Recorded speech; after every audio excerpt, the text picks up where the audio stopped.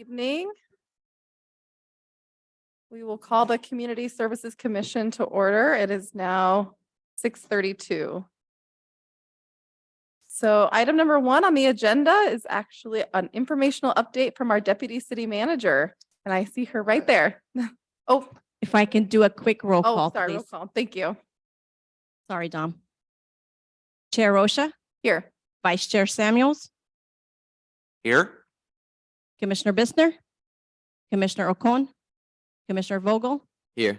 Commissioner Yee. Here. And Commissioner Kwong has an excused absence, and Council Liaison Donovan. Here. Thank you.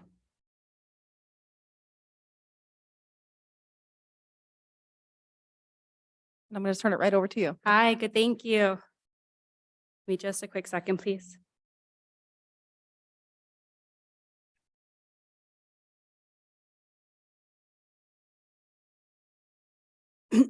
Good evening, Commissioners. Thank you for having me tonight.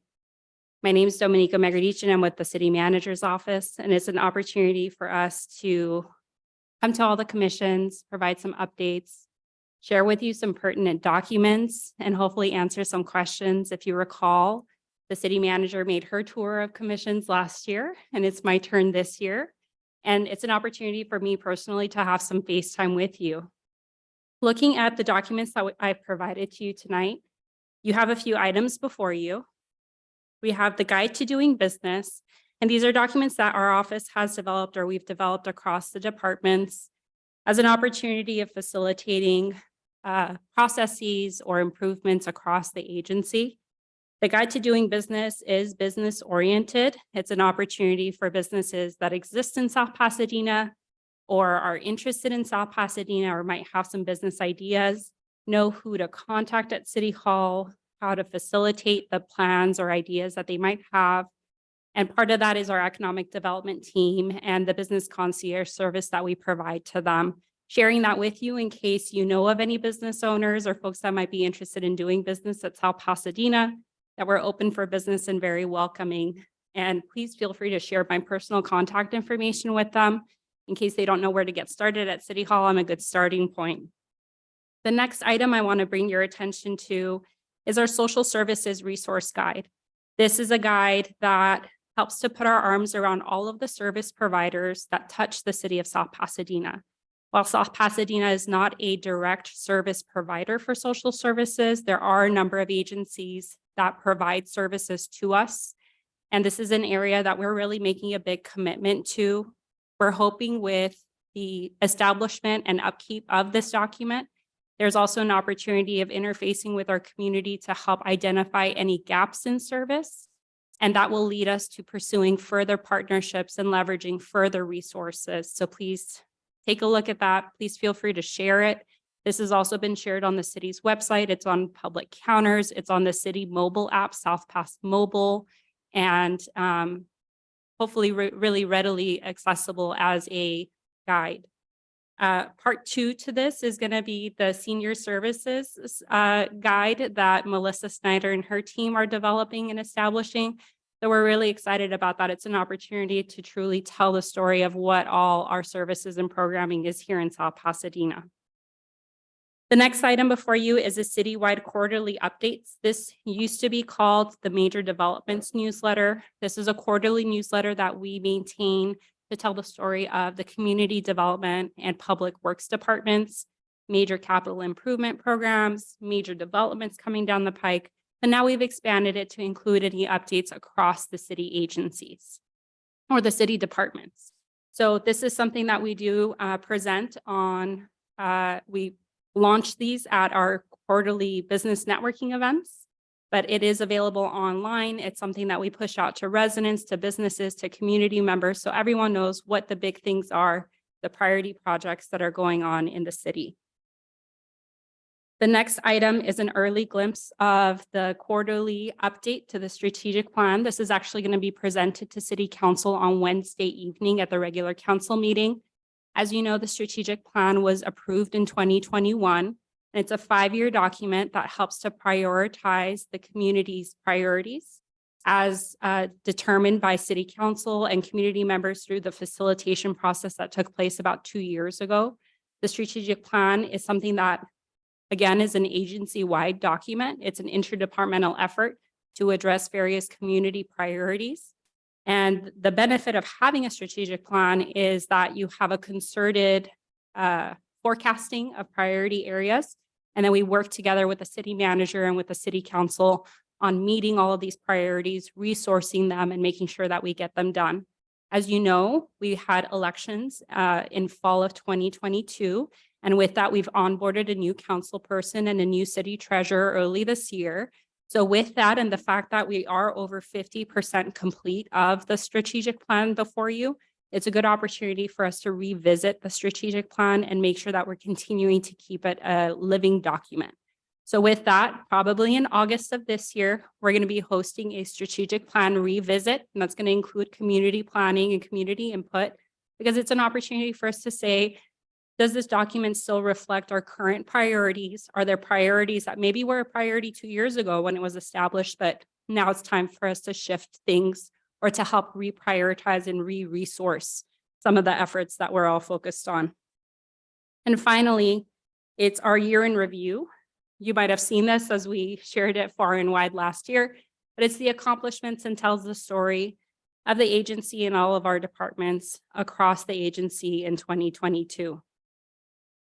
A few other things that I'd like to share with you tonight. As you might know, we are undergoing assessments of all of our city departments.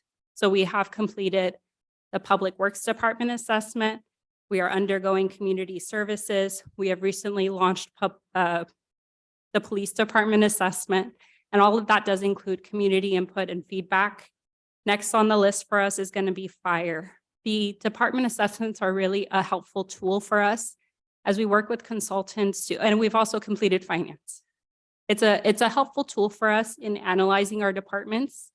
And really it sets out to look at resources, including staffing and budgets, and any other kind of like technology or investment pieces that we might want to consider, as well as policy review and industry best practices.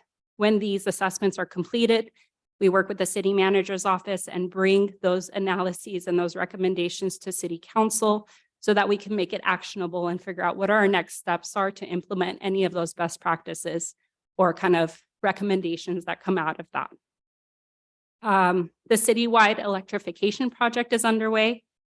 As you might have heard, we're electrifying City Hall. It sounds kind of scary, but we are electrifying City Hall. And part of that big project is the complete transition of the police fleet to Teslas to EV. This is a big commitment as we take strides towards our environmental sustainability and our commitment of environmental stewardship.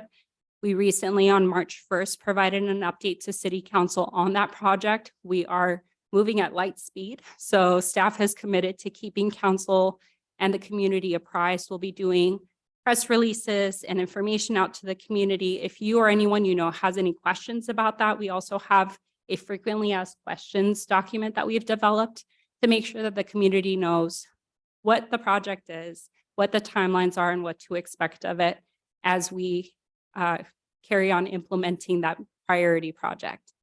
So you'll hear more of that from us. Aside from those updates, I have a few dates that I'd like to put on your radar. This is going to be the year of study sessions. So we have the state of streets as we want to focus on streets and infrastructure. The state of streets is going to be taking place on April 19th with a joint meeting of MTech and the city council. It's going to be at the regular meeting slightly earlier, so April 19th. State of housing, as we're working on our 5th draft housing element, as well as looking at the Caltrans surplus properties and the dissolution of that. City council's received the inspection reports of the state-owned properties and is yet to make the policy decisions as to what we're going to be doing with all of those properties, but that's coming down. So we want to have the state of housing, and that's going to take place on Saturday, April 29th at 9 a.m. at the War Memorial. If that date rings a bell, it's also the Eclectic Music Festival. So we're keeping everyone busy on the 29th. So please join us for that. And we also have a library study session tentatively scheduled for May 3rd. The library just underwent a strategic planning process. And part of that is they have short-term goals and long-term goals. One of the long-term goals is site planning for the future of the library or the future of a new library. So we'd like to have a planning session. Oh, I'm sorry. We'd like to have a planning session to bring that strategic plan and its outcomes and recommendations to city council and to community to get the ball rolling on some of those discussions. And finally, the last date I'd like to share with you, you don't have to memorize all this, your staff liaisons will be putting some of these things on your calendars, is if you recall last year, we returned the Commissioner Congress event. This is the joint council and commission meeting with all of the city commissions. The date for that is June 28th from 6 to 8 p.m. at the War Memorial Building. It's our opportunity, first and foremost, to thank all of the commissions for their service to the community, to recognize anyone that stepped off or retired from a commission, to review the accomplishments of the year, and to also review any work plans coming up. And as you recall, it's a big effort with our staff liaisons and all the commissions to ensure that all of our work plans align with the strategic plan priorities as well as the budget so that we can appropriately prioritize and resource all of the work that you are all doing. That's it for my updates to you tonight, but I'm available if you have any questions. Any questions from the commissioners? Clearly a comprehensive amount of materials, so thank you. Appreciate it. Moving on to item 2, public comment. We have no public comments on Zoom and we did not receive any emails. Thank you. Item 3, minutes of the Community Services Commission meeting of February 13th, 2023. Any discussion or a motion? Motion to approve the minutes. Have a second? Second. We get a roll call vote? Chair Rosha, Yes. Vice Chair Samuels, Commissioner Bissner, Yes. Commissioner Ocon, Yes. Commissioner Vogel, Yes. Commissioner Yee. Yes. Motion passes 6-0. Thank you. Moving on to item 4, Community Services Commission accomplishments. We have a staff report from Director. Yes, Yeah. good evening. Excuse me. Tonight I bring forth our accomplishments for 2022. I know that half of the year we were the Parks and Rec Commission and the other half we were the Community Services Commission. And some of you sat on had sat on both commissions. So what I have before you is a list of accomplishments. And if I'm forgetting any, please feel free to let me know. But the formation, obviously, of this Community Services Commission in July of 22, the approval of our field permits for fall. We reviewed and approved the guidelines for the Community Services Department event facility and program management. Participated in the department focus group for our assessment, and the results should be coming out soon. So look forward to that. We approved a little library at the Eddy Park donated by the Girl Scouts 7211. And the creation of a subcommittee for our concerts and movies for selection of a diverse bands and for our summer concert series and events. Is there anything anyone else was thinking about that we accomplished that I did not add? I was trying to go through everything. Is there a way of also showing that you brought in more staff as well to do an update to the commission? I know it's not really the work of the commissioners, but I think it's still worth noting that you have more reports coming to the commission from direct staff members. Yes. Any other items from the commissioners? Is there anything new on the golf course? At this time, no, I'll give an update for the golf course during my Okay. updates.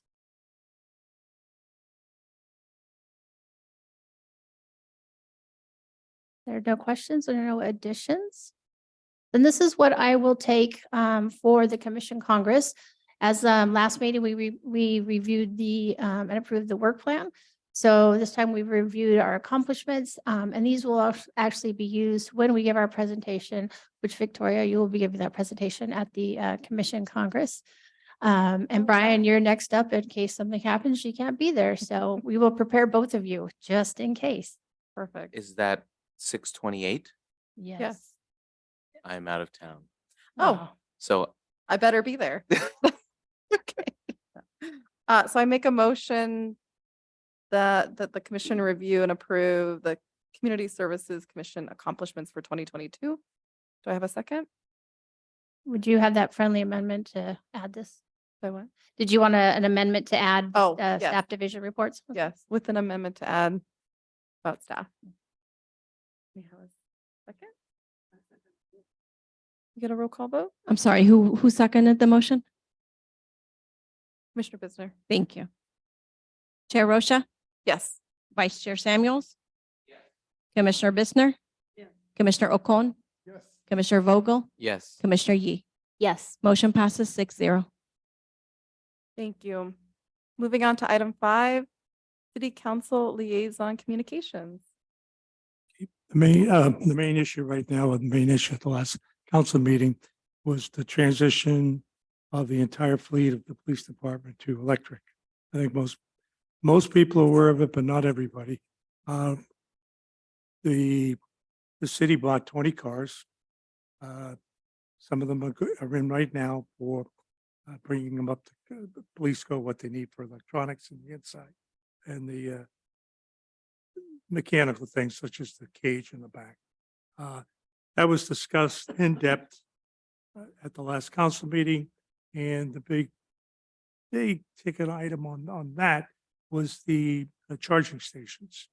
So it was a long discussion. The charging stations are coming along. They're going to, it's one step at a time. We've got the cars, and now we have the contract with the charging station, and they probably shouldn't pick an actual date. And we have cars, some of those 20 cars are already in service, but they're mainly for staff cars, lieutenant's cars, chief's car. And they'll be transitioning once they're refurbished and we get the electrical part of it up to date. It's kind of, to the best of my knowledge, we're the first city in the United States to have an all-electric police department. And now other cities across the country are, hey, how'd you do it? What'd you do? Well, it hasn't fully transitioned yet, but it will in the next let's say 3 to 6 months. Why I'm giving a leeway there is some of the parts that are needed to refurbish it to be a police car, I might say. Some of them are in short supply, and as they come in, those cars will immediately go into service.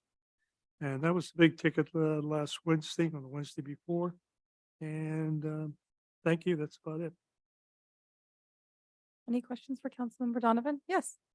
I have a couple of questions. The charging stations, are they Yes. going to be open to the public or it's exclusive to the police department? Well, the goal is to have them open to the public. Okay. Okay, that's the end, the target. How much we charge for charging, don't know yet. Okay, we're working on that aspect of it. But mainly, getting, we really couldn't get the charging stations going until we had the cars as the chicken and the egg. Okay, now we Chicken have or the the egg cars, thing? and we've got, I think it's $500,000 from Edison towards the project, just short of 500,000. And where would that charging station be located? Okay, that's a good question. I'll be right out here, the parking lot. Okay, that's Where miles the behind. existing the stations are? There are No. some charging stations there. I know they're not superchargers. No, but- no, not the ones across the street. Okay, they'll be in probably the parking lot behind the building. Right now, it's staff parking. Okay. And then the other question I had was, I live on a street where there's a garage where the garage services a lot of the police cars. That's probably going to reduce the amount of work that's been distributed through, to all the garages in town, which I think has been a great thing. I've seen them at lots of different garages. Yeah. is there any thought of creating is there a Tesla repair spot that's going to be available? Well, part of for the the discussion police? was repairs. And if all goes the way everybody thinks it's going to go, well, most people think it's going to go, we're going to have a lot less repairs on the electric cars than we've had on the bustible engine. So there was a lot of discussion when it went into that. And we considered the tires, the engine itself, there's a savings across the board. Any other questions? Thank you. Great. Thank you, Councilmember. Moving on to item 6, staff liaison communications. Hello. I'm going to update you on the recreation lease ad hoc committee. The group has been very busy. Tomorrow, we are hoping that the batting cages is approved. It's on consent. We have worked very hard to get to this point, so we're very excited. If you don't know, I think I've talked about it before, but the agreement actually has increased from $133,000 to $156,000 of improvements. And so just because with supply and demand and how everything has increased, going back and looking at costs, we made some adjustments, but hoping that goes through tomorrow and we'll be on our way, one off of our list. Our second one is the iTennis agreement. Because we have been working so diligently on our batting cages, we have not had enough time to really dive into the agreement for iTennis. And so we will be now focusing on iTennis.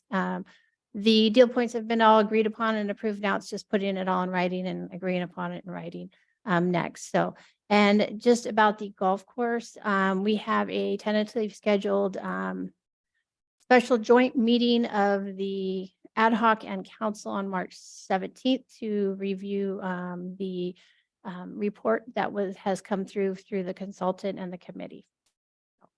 Just to give you an update there. Just for the record, that's May 17th. I'm sorry. Yes, May 17th. You came March and May, forget it. And is that meeting open to the public? Yes, it'll be on a council meeting day right before our regular meeting. So Wednesday night. Council meeting day before. So we usually will have closed session before, and when we do a special meeting, as all the state of the cities or state of water, state of housing, state of streets, as Don mentioned, are usually special meetings right before our council meeting. Usually start at 6:30 and our council meeting starts at 7. And is that meeting specific to discuss the golf course Yes. situation? Yep. Any other questions from commissioners? Okay, thank you. Item 7, division liaison communications. Okay, I have an announcement. Not yet, Melissa. So I am excited to introduce you to Gabriel Talone. He is our management analyst who is overseeing transit now. So he replaced Israel. So you will see his lovely face every council or every commission meeting. Just a little bit about Gabriel. You'll learn a real lot about him when he starts talking his accent. So he actually grew up here in Los Angeles, but moved to Switzerland. So he grew up in Switzerland, and you will tell in his accent. He moved back to the States when he attended UCLA. He graduated with his bachelor's in geography. He lives in Pasadena. He, during his studies, was an intern with the city of Temple City's planning department. He came over and was an intern with us, part-time in transit. And then he also was an administrative assistant for a nonprofit in Pasadena. So now he is excited to join our full-time fleet and our group and our team. He's a great addition. And we're balancing out the men and the women. So it's kind of exciting. But I am going to have him come up first to give his presentation. So.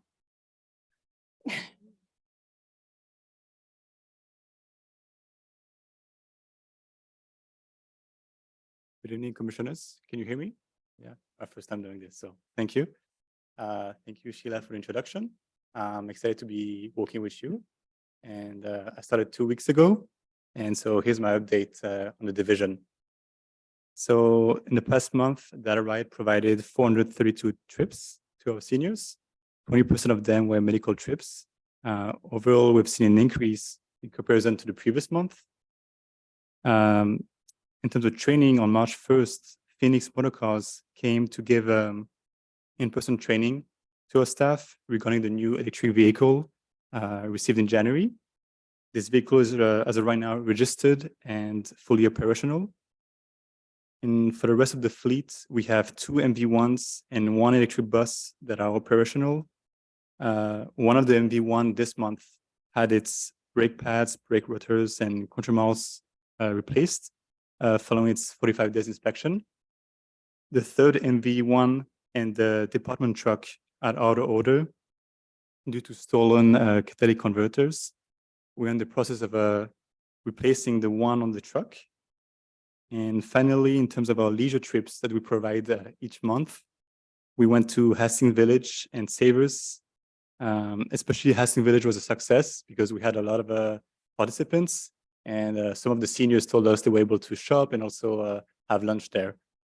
This month, we're going to the Archery Museum tomorrow, actually, and then Costco and Target on the 21st. Thank you. Thank you. Welcome. Any questions from the commissioners? Great. Thank you so much. I actually, Welcome. I have a Oh, quick go ahead. question. Number one, welcome. Thanks for joining our city. Thank you. You said there was a car or something, one type of vehicle that had its cat converter stolen? Yes, a few actually. Okay. So one of them is the MV1, which is the 3 passengers vehicle that we drive daily.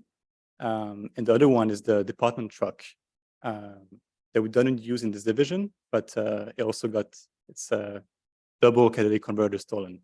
And is that part of the electrification of the city? No? It's okay. I was just curious. Well, Okay. I'll answer that, Brian. No, it's not. Okay.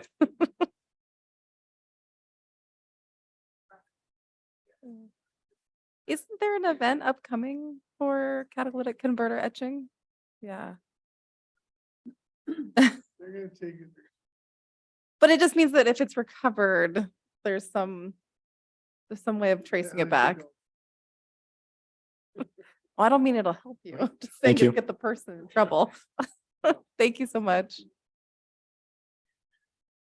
I know. Good evening. Community Services Supervisor Melissa Snyder. A little thrown off. I'm always first and I'm always on that side, but we'll make it work today. So quick update with our senior services. In the month of February, our nutrition program delivered 345 meals to our homebound seniors. We also suspended our grab and go meal program after a long couple years with COVID offering that in hopes that it would increase our numbers on our on-site meal. And it definitely did. So we went from averaging about 15 to 20 people daily for our hot meals to now we're closer to 25 to 30 daily. So it did have a positive impact on our in-person programming. So we were pleased with that. As our Deputy City Manager mentioned earlier, we are also working on a senior resource guide for our seniors within South Pasadena. Currently, it's being reviewed. So we asked for feedback from the mayor, from the city manager's office, and from our department. So we'll take the feedback and then we will update the guide and then get it reviewed again to make sure that it's perfect and get that out. In addition to the resource guide, we are also bringing back what to do about mom and dad. For those of you who don't know, this was an evening program that we offered to essentially families who may have aging family members. And it offered kind of a seminar where there would be different speakers for about 10 minutes and a Q&A at the end. So speakers could be referring for housing, for elder law, different things, estate planning. And it was an opportunity for people to come and learn a little bit more. After the speeches and the talks were done in the Q&A, there's also vendors available who provide additional resources. And that save the date would be for October 11th. And then we will also still host our Healthy Aging Fair in September. So those are some of our resources that we're bringing back for our seniors. Some other save the dates. This Wednesday is our St. Patrick's Day luncheon. So we're very excited. If you have the time, that would be Wednesday the 15th at noon. I encourage you to come out wearing your green and see what we have going on. And then in April, we have senior prom on April 14th at 4:30. It is my absolute favorite program. So I also encourage you guys to save the date and maybe stop by and check it out. That will be 70s theme. So I encourage you also to come dressed for prom. And then for the community services update of things, Since our last meeting, we had for our concerts in the park an additional $5,500 donated for a total of $12,700 currently. So we're very excited. We're in our booking phase of our concert bands, and I will let you all know we did get the 90s band that we wanted last year that we didn't get. So we have them booked. So we're very excited for that. In addition to the movies, we will have licensing just released their releases for summer. So we should have a good list emailed out to our subcommittee this week for you guys to choose from. So we're excited about that. We love our summer events. And then my last update would be regarding Civic Rec, which is our recreation software for the department. Last week, we hosted our last Q&A. We're currently working on importing members and users, so senior center members and just overall users for the software, getting that imported. And then we are working on a couple other things with the credit card processing. And once all that is finalized, our tentative launch date would be May 1st, we're hoping, but we will keep you guys updated. And that's it. I'm happy to answer any questions.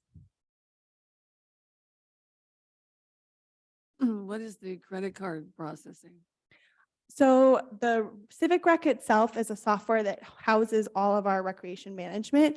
However, they have another contractor that does like the processing of credit cards. So it's basically that when you want to pay for something, it goes through another system that would translate it to like all of our finances and things like that. So it's in addition, it's something that has to be implemented in addition to Civic Rec. So we're just working out the final stages of getting the paperwork and some final decisions made about that. And then we'll have it. You're welcome. I appreciate all the guides that are coming out and having these centralized locations. So for the senior guide, you have in October this fair that's for estate planning and things like that. Are some of those services also going to be in the senior guide as well? Because I think of the senior guide also benefiting families. And I know when I had to clean out my dad's house, I had 5 days to do it and very little knowledge on what I was doing. And so even basic things like people don't realize that they have, I don't know if the city does, but if they have like bulky item pickups as a part of their single family homes, if they have a certain amount that they get each year, that could be a part of that guide for people that are cleaning out or becoming empty nesters, or again, having to deal with the family members passing and need to clean out their home. If those types of items are also going into the guide. So they definitely will. The guide is kind of encompasses a lot of things. So housing, healthcare, transportation, but we also have other categories like pets, what to do with pets of family members. We will have some resources for estate planning, but even like hosting estate sales. And one of the things that we were trying to do with this resource guide was include organizations that we have worked with. So a lot of those people come out to our healthy aging fairs or have come out to what to do about mom or dad. That way we kind of have a relationship with them. And that way we kind of have established kind of an understanding of what the services that they provide. And if we feel comfortable sharing that information with our seniors. Great. Thank you. You're welcome. Any other questions? Great. Thank you.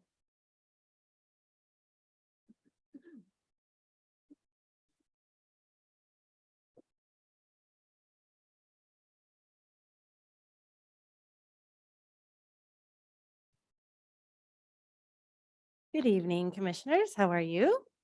Good. Community Services Supervisor Natalie Wilcox here to provide an update for the recreation services.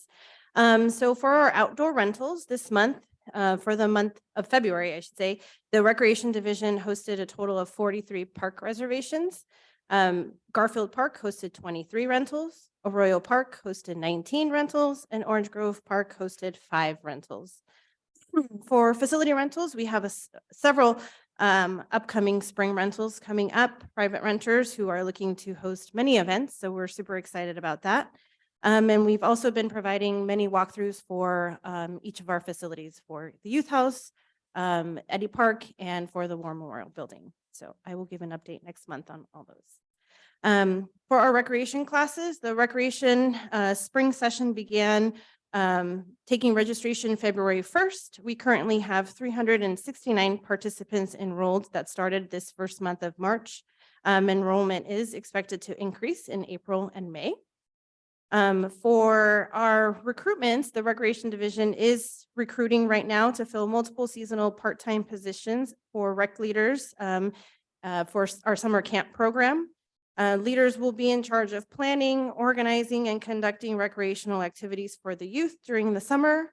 And qualified candidates will be scheduled to work in areas such as the Camp Med program, specialty summer camps, facility reservations, and our summer events. So interested applicants can now apply by visiting our website, and it closes on March 21st. So if anyone has anyone who thinks would be a great candidate, please let them know to apply. And then our spring extravaganza, as a reminder, our annual spring extravaganza will be hosted at Garfield Park on Saturday, April 8th from 12 to 2 p.m. Tickets are now on sale online and in person. They're $11 per child and $17 on the day of event. Kids will have a chance to visit and take pictures with the bunny, enjoy carnival games, participate in arts and crafts, inflatables, and an egg hunt. We hope to see you all there. Those are all my updates. If you have any questions, I'm happy to answer them. Any questions? I have a quick random question. Sure.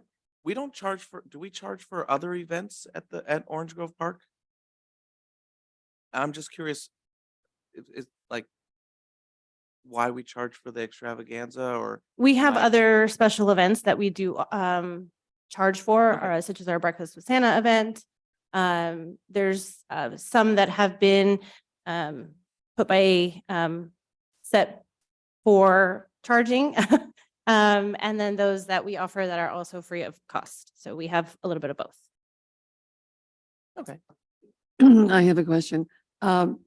When families are planning, usually families I see there, 'cause I live in a condo building right there, at Mission and Park.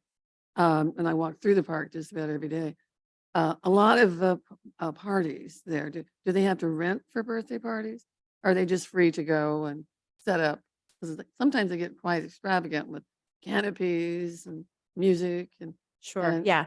do they have to rent for that? The gazebo areas at each of our parks are, they are rented, so families can call in. But then the open space is on a first come, first served basis. So they are allowed to bring a table, 2 tables and a few chairs, but some people do bring a little bit more. Unfortunately, we don't have staff that are there on site on the weekends to help patrol that. But when they are calling in to ask those questions, that's what we tell them. But yeah, the gazebo area is where we reserve. Yeah, so that's, but if they have a very, so there's no charge, they just first come, first serve. The open space is. The opening space, and even if they have a really large party with canopies and bands and not bands, but musicians, it's still okay. Yeah, like I said, unfortunately, we don't have staff there to help oversee and regulate our rules. If there is someone that is taking a large amount of space, someone could call the police department, the non-emergency number, and report them, and they could come out and talk to Mhm. them. But it really all just kind of who's out there. Yeah, and I'm noticing more and more, there's people conducting business there. There's a trainer there now, and he's got a whole, on the north side, he's got a whole setup. He's got a bench and he's got his weights and, I sat there for a little bit and he's got people coming and he's actually got a training session going on, Yeah. taking up space. Aren't they supposed to get a permit for that? Yes, yeah, and we do have signage for contract classes. They do need to have a permit and apply through our offices in order to be a contract instructor. But again, it's sometimes they come out at different times, and so it's a little bit hard to catch them. We try to go out as best we can on the weekends to see who's out there, but they sometimes find creative ways to continue to Yeah. be out there. And they're not supposed to bring barbecues, are they? No. I'm there, it's right there. I look out my window on the 3rd floor and then I walk through there and sometimes I park there and, and the dog is running around without a leash and that sort of thing. And I'm not trying to be a crabby person or anything, but I just notice things and, just wonder, Sure. Yeah. what our guidelines are, kind of thing. All right. Well, thank you. You're I appreciate welcome. it. Thank you. I noticed that at other parks as well. And the guidelines are there and people choose to not follow them. Yeah. And there's just a lack of enforcement. And, the priority, you can't be everywhere all the time, unfortunately. And Well, goes very well most of the time. Pretty cooperative. Yeah.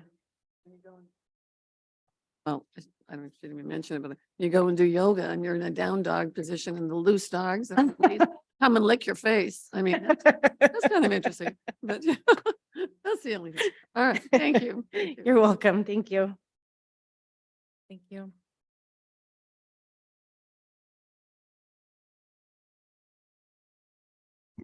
All right, last but not least, Jordan Bell, program specialist with the department, here to share some updates on Camp Med and the Teen Center. So Camp Med, last Monday, we hosted a training at the Senior Center. Melissa was nice enough to host us. I had connected with two professors from USC, and they came to provide a training to our rec leaders, so our camp staff and also the Senior Center staff rec leaders as well, on neurodiversity in children. So this is a training that I've been wanting to have for a while, is teaching our staff how to deal, not deal, but how to supervise and best oversee and support kids with all types of neurodiversity things. So like ADHD and those kinds of things. So the USC professors did come in, and it was a really great training, a really informative training for all of the staff. So it was also one of our key performance indicators for our department that we put forth earlier in the year, saying these are the things we want to do to show that we are achieving what we want to achieve, one of which was hosting a training specialized on neurodiversity in children. So that was an exciting accomplishment as well. I also wanted to share something that I received from one of those USC professors after the training. And I had emailed them thanking them for their time, and they spent over probably 4 hours with us, just answering questions, and it was activities and it was lectures and really hands-on stuff, and then really spent probably close to an hour after the training itself, just meeting one-on-one with our staff, those who had specific questions they maybe weren't comfortable asking in person. So I thanked them for their time, and this was free of charge. It was really just something they wanted to do to provide their service to our group. And so I thanked them for that. And they responded and said that I so appreciated how thoughtful and engaged your counselors were. I could tell how much they cared for the campers and sought out support and solutions. So something cool to hear from someone who, again, is pretty high up in over in USC and kind of a master in their field. So that was cool to hear, and definitely something I like to hear about the staff. So that was very exciting. For Camp Med itself, we have Spring Break Camp, which is at the last week of March. The theme is the Wizarding World of Camp Med, so it'll be a Harry Potter themed week that the kids are very excited for. We're going on a field trip to the Warner Brothers studio in Hollywood and seeing their new Harry Potter exhibits. So the kids are very, very excited about that as well. Last year, we had 17 campers enrolled in our Spring Break Camp. This year, we are likely to soon reach our capacity of 30. So we're going to be close to doubling what we had last year for the same camp. And I think that is a good and exciting indicator for summer camp as well. So it's not a one-to-one, but I think it's a good sign and definitely great progress over last spring. So some exciting signs for our camp. The Teen Center, we have a steady group of 5 to 7 kids, so not breaking the doors down, but it's a good group that likes coming. They're coming every Monday, Wednesday, and Friday. So it's, maybe not as big as we had hoped when we launched, but we are there and we're still providing those services to our teens. Still trying to find ways to get them in the door, but we do have that consistent group that is excited to come each week. We've been doing monthly mini field trips. So I know last meeting I wasn't here, but we did a trip to the Neon Arcade. Actually, this last week, we took a trip to Ultrazone Laser Tag in Alhambra and did some laser tagging with those same teens. It was a huge hit. So they had a great time, and they're looking forward to doing some more things. In April, I'll talk a little bit more about this at our next commission meeting, but in April, we are partnering with Thematic Learning, which is an organization from South Pasadena, to host a free financial literacy course for anyone in the community. This was a course that was designed to be taken on Zoom, but after having some discussions with them, I got there.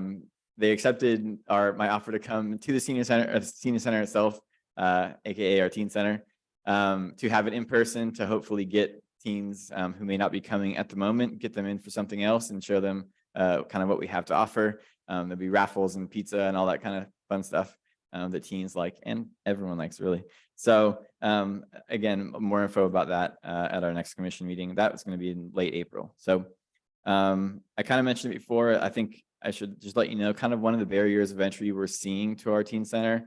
It's just not having our own dedicated space. And that's just an issue that we have to deal with. We don't, myself and one of my staff who's leading it have been calling around to other cities in the area saying, what do you guys do? You know, how many teens do you have coming in? What does it look like? And the majority, if not all, are describing a really cool teen center that has, you know, pool tables and TVs. And unfortunately, we just don't have the capacity for that at the moment. We're repurposing a room over at Senior Center. So we found that some teens are excited to hear about it. Then when they ask where the teen center is, and then I say the Senior Center, their faces kind of drop a little bit. It's just an issue with the space that we have. Unfortunately, we don't have a brand new community center. Would be great, but just wanted to pass that along to you guys and let you know that is kind of one of the issues that we're seeing. But we're still really excited and proud of the group we do have, and they are getting a lot out of it, and hope to continue growing it moving forward. So, are there any questions about any of that? I'd be happy to. Where did the teens meet? So our teen center is hosted in our senior center. So we repurpose one of the activity rooms and kind of wardrobe change it a little bit to host them every Monday, Wednesday, and Friday. So it's that front activity room of the senior center, if you're familiar with that facility itself. It's a great room, great windows that look out onto that little park there, which is really nice. But the senior center is still open and functioning at the same time. So I think it's a little bit, if you think of yourself as a teenager, sometimes you might be put off by going to somewhere with a bunch of people who are a lot older than you, and who can sometimes be very excited but a little nosy and a little overbearing. And I mean that in the nicest way possible. But no offense, Melissa, you have a great senior center. So yeah, it's hosted at the senior center. In years past, we prior to me being here, we hosted it at our Orange Grove Park facility in mid-level. But again, that's a repurposing of a room to try to facilitate that teen center. We decided to move it to the senior center because it's a lot closer to lots of the fun stuff, lots closer to, you know, the kind of main drag of Mission. It's right, obviously, next to the farmers market, a lot closer to the high school, whereas Orange Grove is a nice little hike down Mission, not too far, but that was the impetus for moving it to the senior center. It's around a lot more and a lot closer to the high school. So that's kind of where we're at now, and we're gonna keep plugging along and make it work. Anything else? Questions? Thanks. Great, thank you. All right, moving on to item 8, Commissioner Communications. Do you have any commissioners? Go ahead. I hope everybody got their emails. South Pasadena Little League will be hosting their opening day on Friday, March 17th at 6 p.m. over at the North Arroyo Fields. You guys are all welcome to come. It's a fun and exciting day. We will have hot dogs and drinks till they run out. And then there'll be 3 games going on all at 7 o'clock, and the snack bars will be wide open and should be a ton of fun. It's an exciting day. Wear your orange or you get pinched. I know it's St. Patrick's Day, but wear your orange and come out and enjoy. And it's we've moved it about 5 years ago, 6 years ago, we moved it to an evening event instead of a Saturday morning event. And it's worked out really, really nice. And we probably get close to 1,000 folks out there. So please come out early and come and visit with all the youth and all the baseball and softball, and also our Challenger program, our special needs baseball program. Will, you know, families and players are all out there. So please come out and join us. It'd be great. Any other items from commissioners? I just wanted to say I really appreciate all these materials and resource guides that are coming together. There's one demographic, I think, if we can also include them in future iterations, which is those with intellectual and developmental disabilities and how families can access their nearest voc rehab, or even with this event in October, a little touch on opening an ABLE account for their children with an intellectual developmental disability, which is a part of the tax code that allows those parents to save up funds for their children that doesn't hurt their public benefits, something that's not well known. And I think it's a resource that really could use public servants to help get that information out there to the public. Okay, if there's nothing else, then we are adjourning at 7:23. Thank you so much, everybody.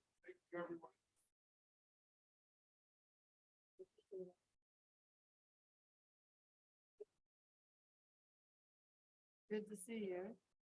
Me? Good to see you. Yeah. Are you gonna have a St. Patty's party? I took a vote.